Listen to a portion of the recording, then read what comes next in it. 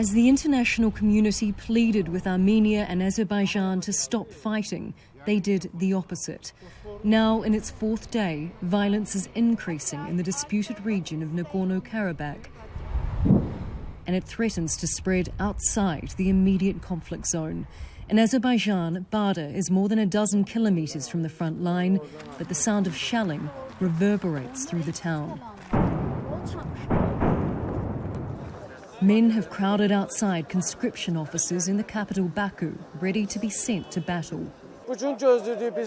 No, there is no fear. Our country needs us. We'll go as far as necessary for our country.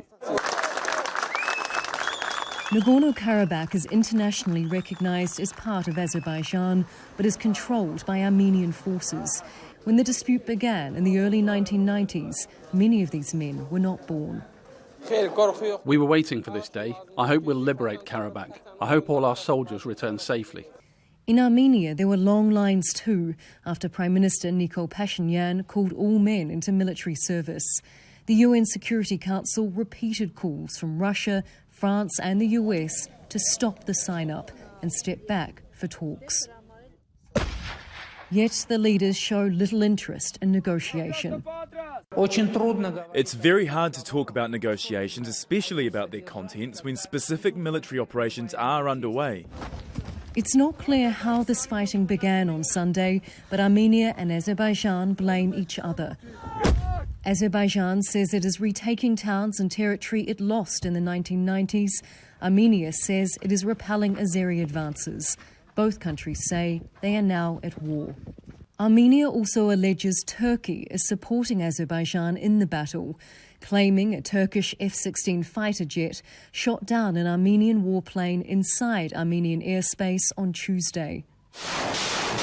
Turkey is backing Azerbaijan, but both countries say it is moral support with no military assistance. F-16 planes of the Turkish Air Force do not participate in combat by any means.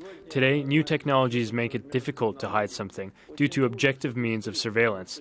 That's why it's very easy to see this as just another provocation. Provocations that have drawn Armenia and Azerbaijan into a violent confrontation with rising stakes. Charlotte Bellis, Al Jazeera. And on the front line and the areas around it, civilians are being caught in the crossfire. Sinem Kosioglu is in Tatar, a city in Azerbaijan. Around 8 a.m. local, a rocket from Armenian side hit right the city center of Tartar. Tartar is one of the largest regions, as the Azeris call regions surrounding Nagorno-Karabakh up on the northeast. And the rocket fell very close to a public infrastructure building, which is 20 or 30 meters away, right behind the corner. There were civilians here. Locals tell us that 7 civilians were injured, and one of them already died at the hospital. And they say that they are thankful the rocket didn't fully explode. You see a car here parked. It has been also damaged. And Nadir, the owner of the car, is going to tell us what happened this morning. Nadir Bey, anlatır mısınız ne oldu? Bəli, mən maşını park elədim, saxladım. İçindəki sərnişinlər düşdü. Düşən kimi bir 3 dəqiqə keçməmiş partlayış baş verdi. Tamam, çok teşekkür ediyorum Nadir Bey. Nadir says to us that there were other civilians here, and thank God his car was already parked here. He says at least 15 people were able to hide behind the car. That's how they rescued their lives. And he says, I can sacrifice my car as long as the civilians are rescued. And he says the Azeris will win the battle and actually repel the occupiers. And here in my hand, there are the fragments of the rocket that hit Tartar city center that has been already evacuated in the last couple of days, and that became a no-man zone.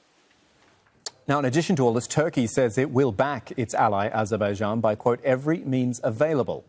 Also, France, which is part of an international group trying to mediate the truce, has criticised Ankara for what it calls warlike rhetoric. French President Emmanuel Macron says any Turkish involvement in the fighting would be unacceptable.